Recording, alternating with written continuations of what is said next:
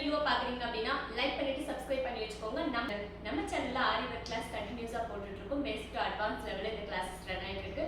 So நீங்களும் இன்ட்ரெஸ்டடா இருக்கீங்க அப்படின்னா நம்ம சேனல்ல டே ஃபர்ஸ்ட்ல இருந்து லாஸ்ட் வரையும் நீங்க கண்டினியூஸா போட்டு ப்ராக்டிஸ் பண்ணிட்டு அந்த வீடியோவை எனக்கு ஷேர் பண்றீங்க அப்படின்னா உங்களுக்கு சர்டிஃபிகேட் நாங்கள் ஃப்ரீயா கொடுப்போம். இந்த வீடியோஸ் பாக்குறீங்க அப்படின்னா கண்டிப்பா உங்களோட கமெண்ட் அதுல பதிவு செய்யுங்க. அப்பதான் அதுல வந்துட்டு என்னால நீங்களும் என்னோட சேனல் பார்த்துட்டு ஒர்க் பண்றீங்க அப்படின்னு என்னால நம்ப முடியும்.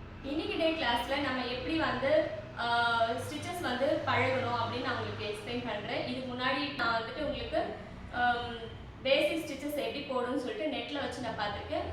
இதுக்கு முன்னாடி வீடியோவை நீங்க போய் பாருங்க, உங்களுக்கு புரியும் ஃபர்ஸ்ட் டே கிளாஸ். ஸோ இதுல நம்ம எப்படி பார்க்க போறோம் அப்படின்னா எப்படியெல்லாம் வந்துட்டு கர்வ் பாயிண்ட்ல கார்னர்ல பாக்ஸ்ல எல்லாமே நம்ம ஸ்டிச்சஸ் போடணும் அப்படின்னு இந்த வீடியோல கிளியரா எக்ஸ்பிளைன் பண்றேன். வாங்க வீடியோக்குள்ள போகலாம்.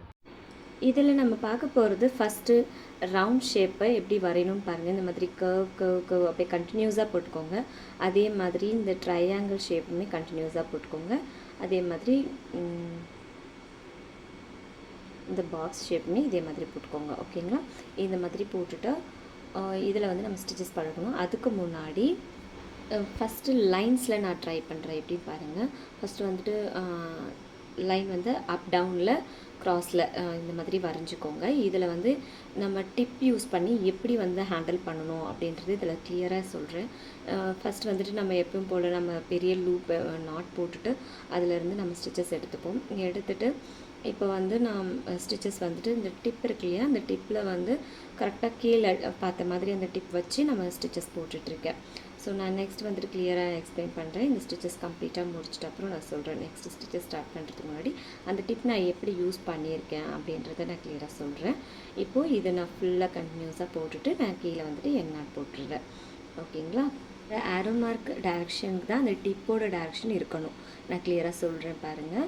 ஸோ அந்த மாதிரி போட்டுட்டு நான் நாட் போட்டுட்டேன்.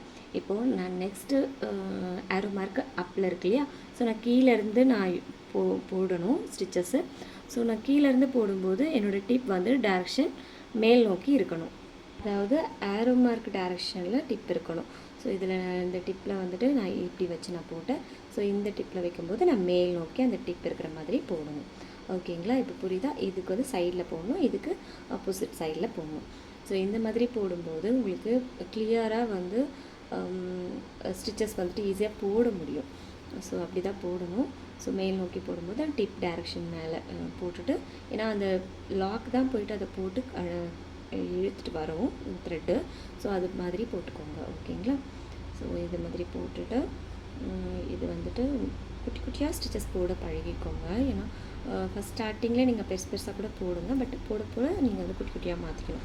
குட்டி குட்டியாக வந்து மாற்றிட்டீங்க உங்களுக்கு ஸ்டிச்சஸ் பார்க்க நீட்டாக ஃபினிஷிங்காக அழகாக இருக்கும். ஸோ அந்த மாதிரி ட்ரை பண்ணுங்கள். ஸோ நான் இந்த ஆரோ மார்க் இருக்கிற சைடில் நான் டிப் டைரக்ஷன் கொண்டு போகிறேன்.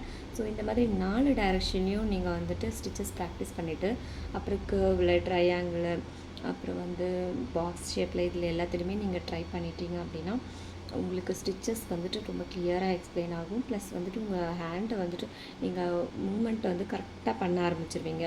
ஸோ அதனால் இந்த மாதிரி ஆரோ மார்க்லாம் போட்டுட்டு இதில் எல்லாத்துலேயுமே நீங்கள் ப்ராக்டிஸ் பண்ணிட்டீங்கன்னா உங்கள் ஸ்டிச்சஸ் வந்துட்டு ஓரளவுக்கு உங்கள் ஸ்டிச்சஸ் நாலேஜ் வந்து இம்ப்ரூவ் ஆகிடும். நெக்ஸ்ட்டு நம்ம வந்துட்டு ஸ்டிச்சஸ் பார்க்கும்போது உங்களுக்கு ஈஸியாக புரியும். நான் ஒரு ஸ்டிச்சஸும் எக்ஸ்பிளைன் பண்ணும்போது உங்களுக்கு ஈஸியாக புரியும். ஸோ இதுதான் வந்துட்டு பேசிக், ரொம்ப பேசிக்கு. இதை நீங்கள் ஸ்விங் த்ரெட்டில் வச்சு ப்ராக்டிஸ் பண்ணிக்கோங்க. நெக்ஸ்ட்டு இதே ஷேப்பில் அப்படியே நீங்கள் ஜரி த்ரெட்டில் ப்ராக்டிஸ் பண்ணணும் அண்டு சில்க் த்ரெட்டில் ப்ராக்டிஸ் பண்ணணும்.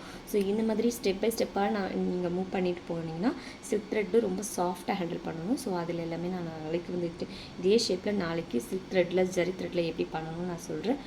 ஸோ அதே மாதிரி நீங்கள் ப்ராக்டிஸ் பண்ணிக்கோங்க. இப்போ நம்ம இந்த கர்வ் ஷேப்லலாம் போட போகிறோம். ஸோ நூல் அதே மாதிரி சுற்றி எடுத்துக்கோங்க. ப்ளஸ் இதில் வந்து த்ரெட் வெளியே வந்துட்டு அப்புறம் நம்ம வந்துட்டு கர்வில் வந்துட்டு செய்யணும். ஸோ கர்வில் வந்து எப்படி பண்ணணும்னு பாருங்கள். ஃபுல்லாக கை வந்துட்டு அந்த கர்வுக்கு ஏற்ற மாதிரி நீங்கள் வந்து ரொட்டேட் பண்ணிகிட்டே போகணும் நீடில் வந்துட்டு. கை கொஞ்சம் டைரக்ஷன் இப்போ பாருங்கள் மேலே இருந்துச்சா கை அப்புறம் வந்து கீழே வருது. ஸோ இந்த மாதிரி கீழே மாற்றிட்டு அப்படியே வந்து சைடில் மாற்றிட்டு அப்படியே கொண்டு போனீங்கன்னா உங்களுக்கு ஸ்டிச்சஸ் வந்துட்டு ஈஸியாக வர ஆரம்பிச்சிடும். ஸோ இதில் எல்லாத்துலேயுமே நீங்கள் கம்பல்சரி ப்ராக்டிஸ் பண்ணி ஆகணும். இந்த மாதிரி ஷேப்லலாம் உங்கள் கை வளைஞ்சிருச்சு அப்படின்னாவே நீங்கள் எல்லா டிசைன்ஸும் நீங்கள் த்ரெட்டில் வந்துட்டு போகிறதுக்கு யூஸ்ஃபுல்லாக இருக்கும். ஓகேங்களா, கண்டிப்பாக நீங்கள் இதில் ப்ராக்டிஸ் பண்ணணும். ஸோ ஃபஸ்ட் ஸ்டார்டிங் பிகினர்ஸாக இருக்கும்போது இதிலெல்லாம் ப்ராக்டிஸ் பண்ணுறதுக்கே கொஞ்சம் டஃப்பாக இருக்கிற மாதிரி தான் இருக்கும். பட் நீங்கள் பழக ரொம்ப ஈஸியாகிடும். ஸ்விங் த்ரெட்டில் நிறைய போட்டு பாருங்கள், அப்போ உங்களுக்கு ஈஸியாக இருக்கும். அதில் வந்துட்டு த்ரெட்டு கட் ஆகாது, ஒரு மாதிரி ரஃப்பாக இருக்காது, ஒரு மாதிரி சாஃப்டாக தான் இருக்கும். ஸோ இப்போ பாருங்கள் கை வந்துட்டு நான் ஹேண்டில் மாற்றிட்டே இருக்கேன். அந்த ஹேண்டிலிங் கரெக்டாக வந்துருச்சு அப்படின்னாலே உங்களுக்கு ஸ்டிச்சஸ் வந்து பர்ஃபெக்டாக வர ஆரம்பிச்சிடும்.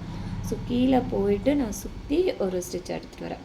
ஸோ நான் கொஞ்சம் ஃபாஸ்ட்டாக மூவ் பண்ணியிருக்கேன். பட் நீங்கள் வந்து ஸ்லோவாக தான் போடுவீங்கனாலும் போடுங்க, ஒன்றும் பிரச்சனை இல்லை. நம்ம ஸ்லோவாக பார்த்து பொறுமையாக போடுங்க. ஆனால் ஸ்டிச்சஸ் வந்து சின்னதாக பார்த்துக்கோங்க, அப்போ தான் அந்த கர்வ் ரவுண்டு வந்து அழகாக இருக்கும். நீங்கள் பெருசாக போட்டிங்கன்னா இந்த கர்வ் ஷேப் வராது, பார்க்க ரவுண்ட் மாதிரி தெரியாது.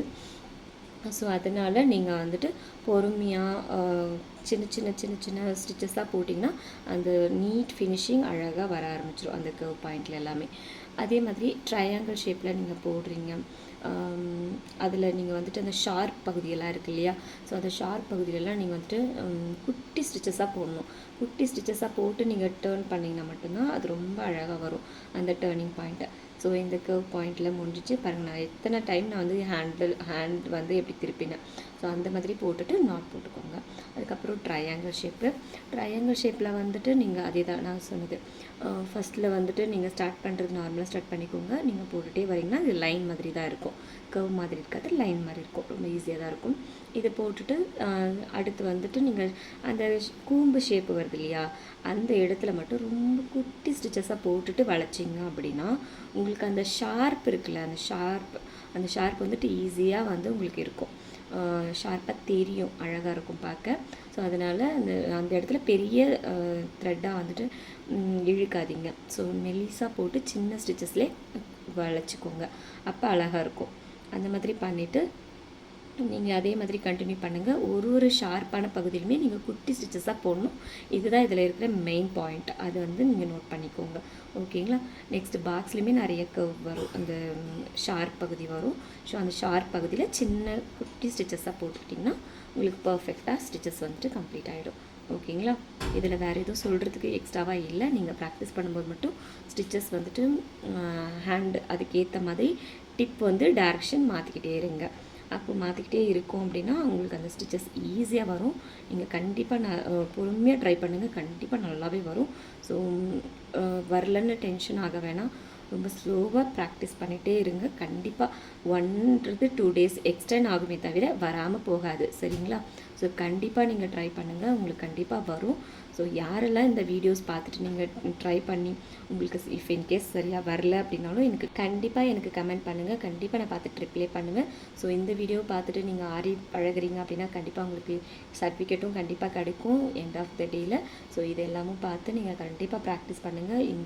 இந்த நீங்கள் பார்த்து ப்ராக்டிஸ் பண்ணுறவங்க கண்டிப்பாக ஃபோட்டோ எடுத்து என்னோடய வாட்ஸ்அப் நம்பரை ஆல்ரெடி கொடுத்துருக்கேன், அந்த வாட்ஸ்அப் நம்பருக்கு ஷேர் பண்ணுங்கள். உங்களுக்கு கண்டிப்பாக அதில் வந்துட்டு உங்களுக்கு டவுட் இருந்தாலும் அதுலேயும் நான் கிளியர் பண்ணுவேன்.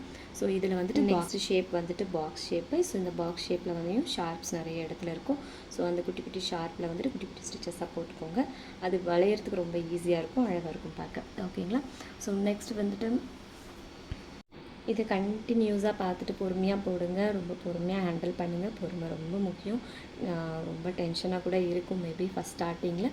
ஸோ போக ரொம்ப ஈஸியாக பழகிடும். அதே மாதிரி கிளாத் நம்ம ஃப்ரேமில் ஃபிக்ஸ் பண்ணியிருக்கிற கிளாத் இருக்கு இல்லையா, அதை பிடிச்சி இழுக்காதீங்க. அது இழுத்தீங்க அப்படின்னா ஒரு மாதிரி சுருங்கிடும். இந்த கிளாத் பாருங்கள் நீட்டாக இருக்கு இல்லையா, சுருக்கம் எங்கேயும் தெரியல. நான் த்ரெட்டு மட்டும்தான் ஹேண்டில் பண்ணுறேன்.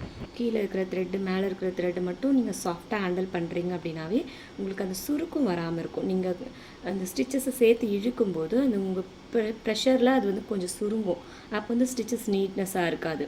அதே மாதிரி ஃப்ரேமில் அந்த கிளாத் வந்துட்டு பர்ஃபெக்டாக ஃபிட்டிங்காக ஃபிக்ஸ் ஆகிருக்கணும். அப்படி இருந்துச்சு அப்படின்னா இந்த வீடியோவில் இருக்கிற மாதிரி உங்களுக்கு நீட் அண்ட் க்ளீனாக ஸ்டிச்சஸ் வரும். ஓகேங்க, ஸோ கண்டிப்பாக கமெண்ட் பண்ணுங்கள், ஷேர் பண்ணுங்கள், லைக் பண்ணிவிட்டு சப்ஸ்கிரைப் பண்ணி வச்சுக்கோங்க. உங்களுக்கு கண்டினியூஸாக கிளாஸஸ் வீடியோஸ் அப்லோட் பண்ணிக்கிட்டே இருப்பேன். ஸோ யாரெல்லாம் இந்த வீடியோஸ் பார்த்துட்டு நீங்கள் வந்துட்டு கமெண்ட் பண்ணுறீங்களோ கண்டிப்பாக உங்களுக்கு எண்ட் ஆஃப் தி டேயில் ஒரு சூப்பர் கிஃப்ட்டோட ஒரு சர்டிஃபிகேட் கிடைக்கும். ஓகேங்களா? Thank you so much. இன்றைக்கி டேயில் இந்த கிளாஸஸ் முடிஞ்சிருச்சு. நாளைக்கு டேயில் இதே அட்வான்ஸ் லெவலில் எப்படி பண்ணணும், அதாவது ஜரி த்ரெட்டில் சில்க் த்ரெட்லலாம் எப்படி பண்ணணும்னு நம்ம பார்க்க போகிறோம். So wait and watch. Thank you so much.